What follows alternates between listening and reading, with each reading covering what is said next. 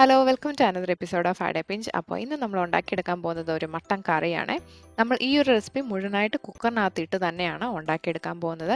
ഇതെൻ്റെ അമ്മയുടെ റെസിപ്പിയാണ്. ഞാൻ എപ്പോഴും പറയുന്നത് പോലെ തന്നെ അമ്മയുടെ നിന്ന് ഞാൻ അതേപോലെ അടിച്ചു മാറ്റിയ ഒരു റെസിപ്പിയാണ്. അപ്പോൾ ഒട്ടും സമയം കളയാതെ ഈ ഒരു അടിപൊളി നാടൻ സ്റ്റൈലിലുള്ള മട്ടൻ കറി എങ്ങനെ ഉണ്ടാക്കിയെടുക്കുന്നതെന്ന് നോക്കാം. അപ്പോൾ നമ്മുടെ മട്ടൻ കറി ഉണ്ടാക്കാൻ വേണ്ടി ഞാനിവിടെ 1 കിലോ മട്ടൻ ശരിക്കും മഞ്ഞൾപ്പൊടി ഇട്ടിട്ട് കഴുകിയെടുത്തുകൊണ്ട് വന്നിട്ടുണ്ട്. എപ്പോഴും നമ്മൾ മട്ടൻ കറി ഉണ്ടാക്കുന്ന സമയത്ത് അതിൻ്റെ ലെഗ് പീസ് യൂസ് ചെയ്യുന്നതായിരിക്കും കൂടുതൽ ടേസ്റ്റ്. പക്ഷേ എപ്പോഴും നമുക്ക് അതൊന്നും കിട്ടിയെന്ന് വരത്തില്ല. എങ്കിലും നിങ്ങൾ മട്ടൻ മേടിക്കുന്ന സമയത്ത് എല്ലോട് കൂടിയ നല്ല ഫ്രഷ് ആയിട്ടുള്ള മട്ടൻ മേടിക്കാൻ ശ്രദ്ധിക്കണേ. അതേപോലെ തന്നെ നമ്മൾ മട്ടൻ മേടിക്കുമ്പോൾ ഇളയ മട്ടൻ മേടിക്കുവാണെങ്കിൽ അതിനധികം കുക്കിംഗ് ടൈം കാണത്തില്ല. അതല്ലെങ്കിൽ നമ്മൾ മേടിക്കുന്ന മട്ടൻ്റെയും അതേപോലെ തന്നെ യൂസ് ചെയ്യുന്ന കുക്കറിൻ്റെയും ബേസിൽ കുക്കിംഗ് ടൈം കൂടാൻ ചാൻസ് ഉണ്ട്. ഇനി ഞാൻ ഇവിടെ കഴുകി വെച്ചേക്കുന്ന ഈ ഒരു മട്ടനില്ലേ, ഇതിനകത്തോട്ട് നമുക്ക് കുറച്ച് മസാലപ്പൊടികളൊക്കെ ഇട്ട് കൊടുത്തിട്ട് ശരിക്കും ഒന്ന് മാരിനേറ്റ് ചെയ്തതിന് ശേഷം നമുക്ക് ഉണ്ടാക്കിയെടുക്കാം. നമ്മുടെ മട്ടൺ ഒന്ന് മാരിനേറ്റ് ചെയ്യാൻ വേണ്ടി ഞാൻ ഇവിടെ ഒരു ഇഞ്ച് സൈസിലുള്ള ഇഞ്ചിയും 2 ഗാർലിക്കും 1/4 ടീസ്പൂൺ കുരുമുളകും 1/4 ടീസ്പൂൺ പെരിഞ്ജീരകവും അതായത് ഫെനൽ സീഡ്സും കൂടി മിക്സിയിലൊന്ന് അരച്ചെടുത്തോണ്ട് വന്നിട്ടുണ്ട്. ഇത് ശരിക്കും ഒന്നും അരഞ്ഞിട്ടില്ല കേട്ടോ.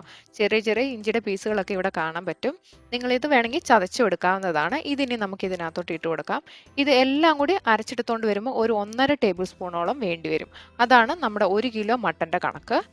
ഇതിൻ്റെ കൂടെ കുറച്ച് മഞ്ഞൾപ്പൊടിയും അതായത് 1/2 ടീസ്പൂൺ മഞ്ഞൾപ്പൊടി ഇട്ടാൽ മതി. കുറച്ച് ഉപ്പും 1/2 ടേബിൾ സ്പൂൺ മുളക് പൊടിയും കൂടി ഇട്ട് കൊടുക്കാം. ഇവിടെ ഞാൻ കാശ്മീരി ചില്ലി പൗഡർ അല്ല യൂസ് ചെയ്തിരിക്കുന്നത്, എരിവുള്ള നല്ല മുളക് പൊടിയാണ്. ഇതിൻ്റെ കൂടെ ഇനി നമുക്ക് കുറച്ച് കറിവേപ്പിലയും കൂടി ശരിക്കും മുറിച്ചിട്ട് കൊടുക്കാം. ഇനി 1/2 ടേബിൾ സ്പൂൺ ഗരം മസാലയും 2 ടേബിൾ സ്പൂൺ വെളിച്ചെണ്ണയും കൂടി ഇതിനകത്തോട്ട് ഒഴിച്ചു കൊടുക്കാം. ഇവിടെ നിങ്ങൾ വെളിച്ചെണ്ണ ഒഴിക്കുന്ന സമയത്ത് നിങ്ങൾ എടുത്തേക്കുന്ന മട്ടൻ്റെ നെയ്യ് എന്തേരം ഉണ്ട് അതിനനുസരിച്ചിട്ട് വേണം ഒഴിച്ചു കൊടുക്കാൻ. നെയ്യ് ഒത്തിരിയുള്ള മട്ടൺ ആണെങ്കിൽ വളരെ കുറച്ച് വെളിച്ചെണ്ണ ഒഴിച്ചു കൊടുത്താൽ മതി. എനിക്കിവിടെ കിട്ടിയേക്കുന്നത് അധികം നെയ്യൊന്നും ഇല്ലാത്തത് കൊണ്ടാണ് ഞാനിവിടെ 2 ടേബിൾ സ്പൂൺ ഒഴിച്ചു കൊടുക്കുന്നത്. ഇനി നമുക്ക് നല്ല വൃത്തിയുള്ള കൈ വെച്ചിട്ട് നമ്മൾ ഇട്ട് കൊടുത്തേക്കുന്ന മസാലയൊക്കെ ഇല്ലേ, അത് മട്ടൻ എല്ലാ പീസിലും ശരിക്കും തേച്ച് പിടിപ്പിക്കുന്ന രീതിയിൽ നമുക്ക് കൈ വെച്ചിട്ട് ഇതെല്ലാം ശരിക്കും ഒന്ന് തിരുമിയെടുക്കാം. നിങ്ങൾക്ക് കൈ യൂസ് ചെയ്യുന്നതിന് പകരമായിട്ട് ഗ്ലൗസോ അല്ലെങ്കിൽ സ്പൂണോ യൂസ് ചെയ്യാം കേട്ടോ. ഇങ്ങനെ കൈ വെച്ചിട്ട് തിരുമിയെടുത്ത് ഈ ഒരു മട്ടനകത്തോട്ട് നമുക്കിനി 1 ടേബിൾ സ്പൂൺ ലെമൺ ജ്യൂസ് ഒഴിച്ചു കൊടുക്കാം. ഈ ഒരു മട്ടൺ ഒന്ന് ടെൻഡറൈസ് ചെയ്യാൻ വേണ്ടിയിട്ടാണ് ലെമൺ ജ്യൂസ് ഒഴിച്ചു കൊടുക്കുന്നത്. ഇവിടെ ലെമൺ ജ്യൂസിന് പകരമായിട്ട് നിങ്ങൾക്ക് വേണമെങ്കിൽ തൈരും യൂസ് ചെയ്യാം കേട്ടോ. നമ്മൾ ഇട്ട് കൊടുത്തേക്കുന്ന മസാല മുഴുവൻ ഈ ഒരു മട്ടനകത്തോട്ട് ശരിക്കും പിടിക്കാൻ വേണ്ടി ഒരു 2 മണിക്കൂർ നമുക്കിത് ഫ്രിഡ്ജിനകത്ത് എടുത്ത് വെക്കാം. എന്നിട്ട് കുക്ക് ചെയ്യുന്നതിന് ഒരു 15 തൊട്ട് 20 മിനിറ്റ് മുമ്പേ നമ്മൾ ഫ്രിഡ്ജിനകത്തുനിന്ന് പുറത്തെടുത്ത് വെക്കാൻ ഓർക്കണേ. ഇപ്പോൾ ഏകദേശം ഒരു 2 മണിക്കൂർ കഴിഞ്ഞു. നമുക്ക് നമ്മുടെ മട്ടൻ കറി ഉണ്ടാക്കിയെടുക്കാം. മട്ടൻ കറി ഉണ്ടാക്കാൻ വേണ്ടി ഞാനിവിടെ ഒരു കുക്കർ വെച്ച് അതിനകത്തോട്ട് ഒരു 2 ടേബിൾ സ്പൂൺ വെളിച്ചെണ്ണ ഒഴിച്ചു കൊടുത്തിട്ടുണ്ട്. ഇനി ഇതിനകത്തോട്ട് നമുക്ക് കുറച്ച് ഡ്രൈ സ്പൈസസ് ഇട്ട് കൊടുക്കാം. ഇവിടെ ഞാനൊരു 4 തൊട്ട് 5 സിനമൺ സ്റ്റിക്സ് എടുത്തിട്ടുണ്ട്. അതിൻ്റെ കൂടെ തന്നെ ഒരു 2 തക്കോലവും 4 തൊട്ട് 5 ഗ്രാമ്പൂവും 1/4 ടീസ്പൂണോളം കുരുമുളകും 2 ബേ ലീഫ് എടുത്തിട്ടുണ്ട്. ഇതിനെ നമുക്ക് ഈ ഒരു എണ്ണയിലോട്ട് ഇട്ട് കൊടുത്തിട്ട് ഒന്ന് മൂപ്പിച്ചെടുക്കാം. നമ്മൾ ആ ബേ ലീഫ് ഇടുമ്പം അതൊന്ന് മുറിച്ചിട്ട് ഇട്ട് കൊടുത്തോളെ. ഇതിൻ്റെ കൂടെ തന്നെ ഞാൻ ഒരു 6 തൊട്ട് 7 ഏലക്കയും കൂടി ഇട്ട് കൊടുക്കുന്നുണ്ട്. ഏലക്ക ഇടുമ്പോൾ നമ്മൾ അതിൻ്റെ ആ ഒരു ഫ്രണ്ട് ചെറുതായിട്ടൊന്ന് തുറന്നിട്ട് ഇട്ട് കൊടുക്കാൻ നോക്കണേ.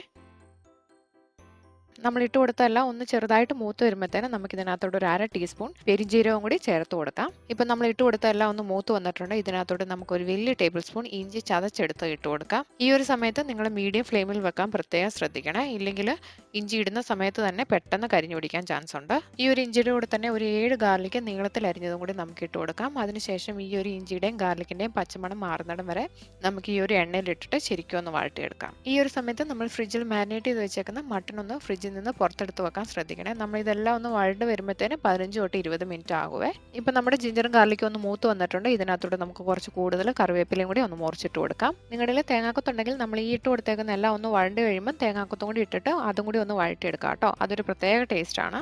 ഇതിലോട്ട് ഇനി നമുക്ക് ആവശ്യത്തിനനുസരിച്ചുള്ള സവോളയും ഉള്ളിയും ചേർത്ത് കൊടുക്കാം. ഏകദേശം ഒരു 15 കൊച്ചുള്ളിയും ഒരു അര സവോളയും മതിയാകുക. എനിക്കിവിടെ കിട്ടുന്ന ഷാലറ്റ്സ് എന്ന് പറഞ്ഞുകൊണ്ട് കിട്ടുന്നത് വലിയ സൈസിലുള്ളതാണ്. അതുകൊണ്ടാണ് അരിഞ്ഞെടുത്ത് കഴിയുമ്പം ഈ ഒരു ഷേപ്പിലിരിക്കുന്നത്. എപ്പോഴും നമ്മൾ മട്ടനൊക്കെ ഉണ്ടാക്കുന്ന സമയത്ത് കൂടുതൽ കറിവേപ്പിലയും കൊച്ചുള്ളിയും യൂസ് ചെയ്ത് കഴിഞ്ഞാൽ നമ്മുടെ കറിക്ക് ഒരു പ്രത്യേക ടേസ്റ്റ് ആയിരിക്കുമേ. ഈ ഒരു സവോളയും ഉള്ളിയും ഒന്ന് വഴണ്ട് വരുമ്പോഴത്തേന് ഇതിനകത്തോട്ട് ഞാനൊരു 10 പച്ചമുളക് ചെറുതാക്കി അരിഞ്ഞത് ഇട്ട് കൊടുക്കുവാണ്.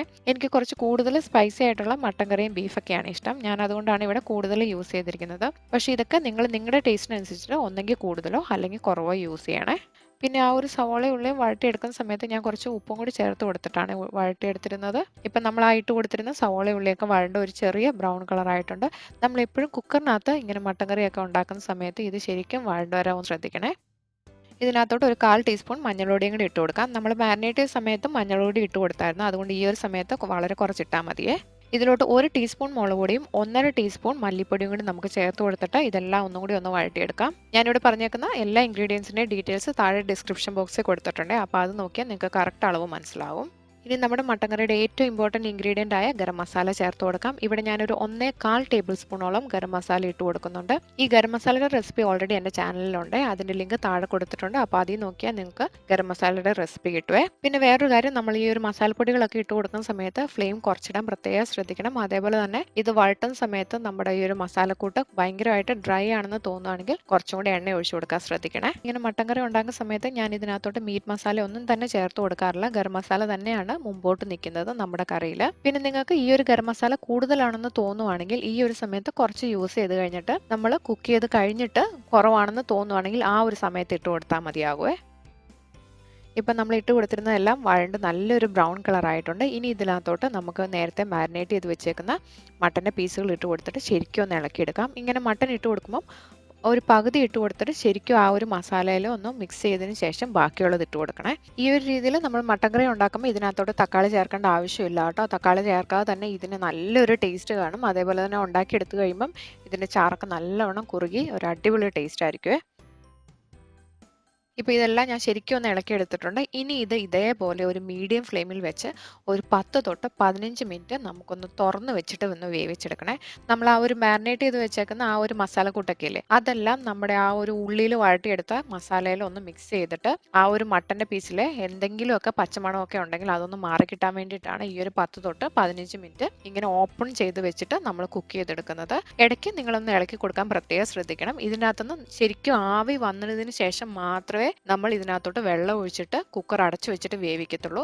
അതിനു മുമ്പ് നിങ്ങൾ വേവിക്കാൻ നോക്കരുത്. മട്ടൺ ആയതുകൊണ്ട് സ്ലോ കുക്കിംഗ് ആണ് എപ്പോഴും ടേസ്റ്റ് കൂടുന്നത്. അതുകൊണ്ട് കുറച്ച് സമയം എടുത്തിട്ടാണെങ്കിലും ഈ ഒരു രീതിയിൽ ഒന്ന് ഉണ്ടാക്കി നോക്കേ.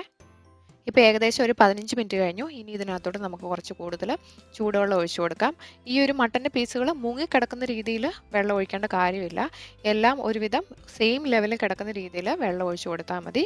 ഈ ഒരു വെള്ളം ഒഴിച്ചു കൊടുത്തതിന് ശേഷം ഒന്നും കൂടി ഒന്ന് ഇളക്കിയിട്ട് അതിൻ്റെയും തിള വന്ന് കഴിയുമ്പം നമുക്ക് കുക്കർ അടച്ചു വെച്ചിട്ട് വേവിച്ചെടുക്കാം.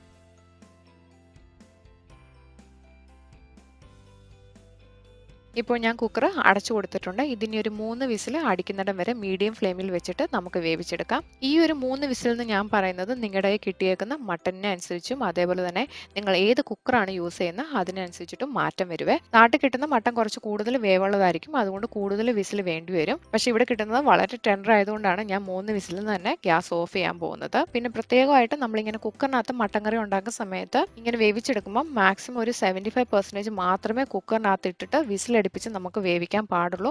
ബാക്കിയുള്ളത് നമ്മൾ ഈ കുക്കർ തുറന്ന് വെച്ചിട്ടാണ് വേവിച്ചെടുക്കുന്നത്. അതുകൊണ്ട് കുക്കറിനകത്ത് വിസിലടിക്കുന്ന സമയത്ത് ഓവർ കുക്ക് ആകാതിരിക്കാൻ പ്രത്യേകം ശ്രദ്ധിക്കണം. ഇപ്പോൾ 3 വിസിലടിച്ചതിന് ശേഷം ഞാനിവിടെ കുക്കർ തുറന്നിട്ടുണ്ട്. ഇപ്പോൾ നോക്കിയാലും നിങ്ങൾക്ക് മനസ്സിലാകും ഇതിനകത്ത് കുറച്ച് കൂടുതൽ വെള്ളമുണ്ട്. ഇതിന് നമുക്ക് തുറന്ന് വെച്ചിട്ട് ഇതിനകത്ത് ഈ ഒരു വെള്ളമൊക്കെ വറ്റി നമ്മുടെ ചാറൊന്ന് കുറുകുന്നിടം വരെ ഒന്ന് വേവിച്ചെടുക്കാം. ഈ ഒരു ചാറൊക്കെ ഒന്ന് ശരിക്കും കുറുകിയിട്ട് ആ ഒരു മട്ടൻ്റെ പീസിലെല്ലാം ശരിക്കും ആ ഒരു ഗ്രേവി പിടിക്കാൻ വേണ്ടി ഒരു 15 തൊട്ട് 18 മിനിറ്റെങ്കിലും നിങ്ങളിങ്ങനെ തുറന്ന് വെച്ചിട്ട് വേവിച്ചെടുക്കാൻ നോക്കണം. അതുകൊണ്ടാണ് ഞാൻ പറഞ്ഞത് കുക്കറിനകത്ത് നിങ്ങൾ വേവിക്കുന്ന സമയത്ത് ഓവർ കുക്ക് ആകാൻ പാടില്ല. അങ്ങനെ ചെയ്തു കഴിഞ്ഞാൽ ഇങ്ങനെ വേവിക്കുന്ന സമയത്ത് എല്ലാ കഷ്ണങ്ങളും വെന്തുടഞ്ഞു പോകും. ഇപ്പോൾ ഒരു 15 മിനിറ്റോളം കഴിഞ്ഞു. നമ്മുടെ മട്ടൻ്റെ ഗ്രേവിയൊക്കെ ഒന്ന് ശരിക്കും കുറുകിയിട്ടുണ്ട്. അതേപോലെ തന്നെ ഞാൻ ചെക്ക് ചെയ്തപ്പം മട്ടൻ്റെ പീസെല്ലാം ശരിക്കും വെന്തിട്ടുണ്ട്. പിന്നെ ഞാൻ ഇടയ്ക്ക് കുറച്ച് ഉപ്പും കൂടി ഇട്ട് കൊടുത്തായിരുന്നേ. ഇനി നമുക്ക് ഇതിനകത്ത് ചെയ്യാനുള്ള ലാസ്റ്റ് സ്റ്റെപ്പും കൂടി ചെയ്ത് കഴിഞ്ഞാൽ നമ്മുടെ മട്ടൻ കറി റെഡിയായി. ഇതിനകത്തോട്ട് കുറച്ച് എണ്ണയും കുറച്ച് ഗരം മസാലയും കുറച്ച് കറിവേപ്പിലയും കൂടി നമുക്ക് മുറിച്ചിട്ട് കൊടുത്തിട്ട് ഇതൊന്ന് അടച്ചു വെക്കണം. നിങ്ങളുടെ കയ്യിൽ കൂടുതൽ കറിവേപ്പില ഉണ്ടെങ്കിൽ കൂടുതൽ ഇട്ട് കൊടുക്കാവുന്നതാണ്. അതിനുശേഷം നമുക്ക് കുക്കറിൻ്റെ വിസിൽ മാറ്റിയിട്ട് ഈ ഒരു കുക്കർ വിസിലില്ലാതെ ഒരു 5 തൊട്ട് 6 മിനിറ്റ് ഈ ഒരു രീതിയിൽ തന്നെ അടച്ചു വെക്കണം. ഈ ഒരു സമയത്ത് ഫ്ലെയിം ലോയിലിടാൻ പ്രത്യേകം ശ്രദ്ധിക്കണം. നിങ്ങൾ അപ്പത്തിൻ്റെ കൂടെയാണ് ഈ ഒരു മട്ടൻ കറി കഴിക്കാൻ പ്ലാനെങ്കിൽ ഈ ഒരു സ്റ്റെപ്പ് ചെയ്യുന്നതിന് മുമ്പായിട്ട് കുറച്ച് തേങ്ങാപ്പാലും കൂടി ഒഴിച്ചു കൊടുത്തിട്ട് ശരിക്കും ഒന്ന് ഇളക്കിയിട്ട് ഈ ഒരു സ്റ്റെപ്പ് ചെയ്ത് കഴിഞ്ഞാൽ ഈ ഒരു മട്ടൻ കറിക്ക് കുറച്ചും കൂടി ഒരു ടേസ്റ്റ് കാണുമേ. ഇപ്പം നമ്മുടെ മട്ടൻ കറി റെഡി ആയിട്ടുണ്ട്. ഇതിന് നമുക്ക് ജസ്റ്റ് ഒന്ന് ഇളക്കി കൊടുത്തതിന് ശേഷം നല്ല ചൂടോടുകൂടി തന്നെ സെർവ് ചെയ്യാവുന്നതാണ്. നിങ്ങൾക്ക് മല്ലിയിലയുടെ ടേസ്റ്റ് ഇഷ്ടമാണെങ്കിൽ ഈ ഒരു സമയത്ത് കുറച്ച് മല്ലിയിലയും കൂടി ഇട്ട് കൊടുത്തിട്ട് ഒന്ന് ഇളക്കിയെടുക്കാവുന്നതാണ്. ഞാൻ ജീര റൈസിൻ്റെ കൂടെയാണ് ഇത് സെർവ് ചെയ്യുന്നതെങ്കിൽ ഇതിനകത്ത് കുറച്ച് മല്ലിയിലയും കൂടി ഇട്ടതിന് ശേഷമാണ് കൊടുക്കാറ്. അല്ലാതെ നമ്മുടെ നാടൻ അപ്പം ചോറിൻ്റെ ഒക്കെ കൂടെ ആണെങ്കിൽ കറിവേപ്പില മാത്രമേ യൂസ് ചെയ്യാറുള്ളൂ. നിങ്ങൾ മട്ടൻ കറി ഉണ്ടാക്കുന്ന സമയത്ത് നിങ്ങൾക്ക് പെപ്പർ പൗഡറിൻ്റെ ടേസ്റ്റാണ് കൂടുതൽ ഇഷ്ടമെങ്കിൽ ഞാനിവിടെ യൂസ് ചെയ്തേക്കുന്ന പച്ചമുളകിൻ്റേതും അതേപോലെ തന്നെ മുളക് പൊടിയുടേതും അളവ് കുറച്ചതിന് ശേഷം കൂടുതൽ കുരുമുളക് പൊടി ആഡ് ചെയ്ത് കൊടുത്താൽ മതിയാകും. നിങ്ങൾക്ക് മട്ടൻ കറിയിൽ ചെറിയൊരു പുളിയും കൂടി വേണമെങ്കിൽ കുറച്ച് വിനെഗർ ഒഴിച്ചു കൊടുക്കാം കേട്ടോ. പക്ഷേ ഞാൻ സാധാരണ വിനാഗിരി ഒന്നും യൂസ് ചെയ്യാറില്ല ഈ ഒരു റെസിപ്പിയിൽ. പക്ഷേ ഇതൊക്കെ നിങ്ങളുടെ ഇഷ്ടമാണ്. അപ്പോൾ ഇന്നത്തെ ഈ ഒരു മട്ടൻ കറിയുടെ റെസിപ്പി നിങ്ങൾക്ക് ഇഷ്ടമായെങ്കിൽ ഒന്ന് ലൈക്ക് ചെയ്തിട്ട് പോകാൻ മറക്കരുത്. അപ്പോൾ അടുത്ത റെസിപ്പി ആയിട്ട് വരുന്നിടം വരെ താങ്ക്